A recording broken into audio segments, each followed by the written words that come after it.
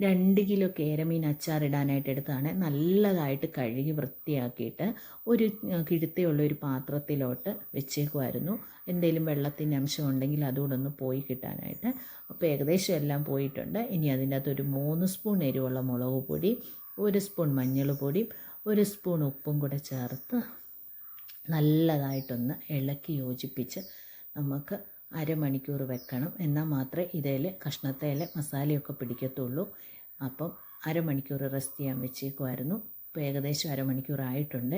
ഇനി നമുക്ക് ഒരു പാൻ അടുപ്പത്ത് വെക്കാം. അതിൻ്റെ അകത്തോട്ട് നല്ലെണ്ണയാണ് ഞാൻ ഒഴിച്ചു കൊടുക്കുന്നത്.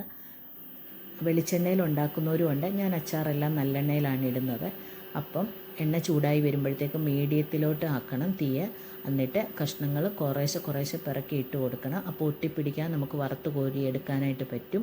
തീ കൂട്ടി വെക്കല്ലേ, മീഡിയത്തെ വെച്ച് വേണം വറുത്ത് കോരി എടുക്കാൻ. ഇനി അതിൽ നിന്ന് തന്നെ കുറച്ച് എണ്ണ എടുത്തിട്ട് 1 സ്പൂൺ കടുകിട്ട് കൊടുക്കാം, 1/2 സ്പൂൺ ഉലുവ ഇട്ട് കൊടുക്കാം, കറിവേപ്പില ഇട്ട് കൊടുക്കാം, ഒരു 3/4 കപ്പ് ഇഞ്ചി അരിഞ്ഞത്, 3/4 കപ്പ് വെളുത്തുള്ളി അരിഞ്ഞത്.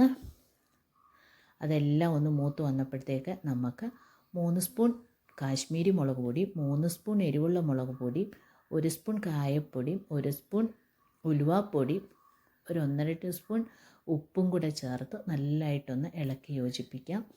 അപ്പം മസാല എല്ലാം നല്ലതായിട്ട് മൂത്ത് വന്നിട്ടുണ്ട്. കരിഞ്ഞു പോകല്, തീ കുറച്ച് വെക്കണം.